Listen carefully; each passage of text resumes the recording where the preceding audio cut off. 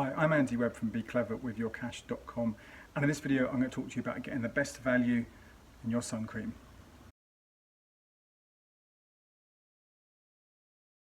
So when you go and buy some sun cream, there's probably only one number you really pay attention to. This big one you get on the front, the SPF number, Sun Protection Factor.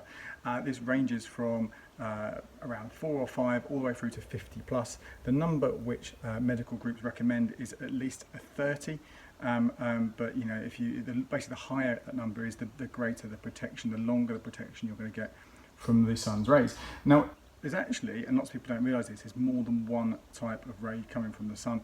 And what the SPF number, that is a protection against ultraviolet B, UVB rays. And this is the stuff that generally will burn your skin. That's what the protection's for. What you should also be looking for when you're buying your sun cream is something called UVA, ultraviolet A rays, and this is the stuff that's meant to be kind of premature aging, the stuff that causes you to get those lines caused by sun.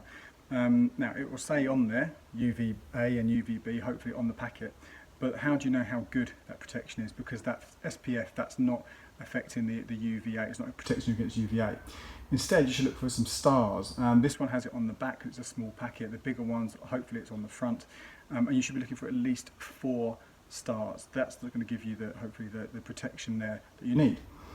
Now, if you've got at least factor 30 on the UVB and you've got at least 4 stars on the UVA, then all the sun creams are pretty much the same. At least they're doing the same thing anyway in terms of protecting you from the sun's rays. So whether you're going to Aldi or Asda and you're spending a couple of quid, or whether you're spending near a 10 quid by getting some posher brands, they're not really doing anything different.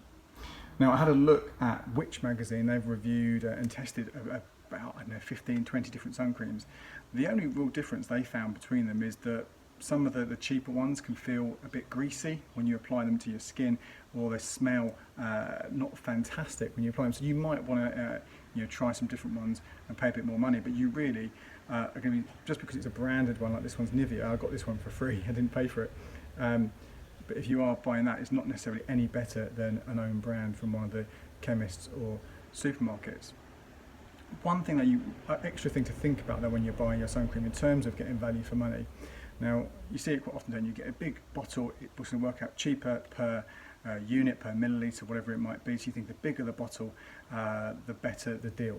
Now, that's not always the case. On the back of most of your sun creams, you'll see a little pot. You see this on lots of cosmetics as well. A little round pot with an open lid, and in there it will give a little number. This one here says 12M. That stands for 12 months. And most sun creams are meant to sort of last between 12 and 18 months. Now, the bigger the bottle, the less likely you're going to use it in that time, and then actually it reduces how strong it is. It might say 30 on the front, but if it's 2-3 years old, it won't be delivering that kind of protection. So unless you're likely to get a big group of you, family of you, and you're going away to somewhere in the sun for a couple of weeks, I don't think you need to buy those big packets. You're better off buying something a little bit smaller and then getting another one next year.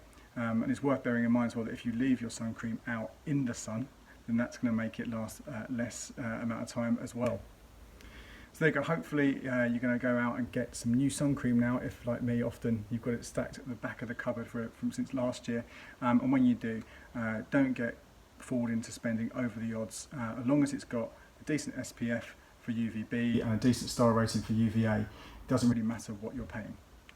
I'm Andy Webb. Please do head over to BeCleverWithYourCash.com for more information on this and loads more videos. Cheers.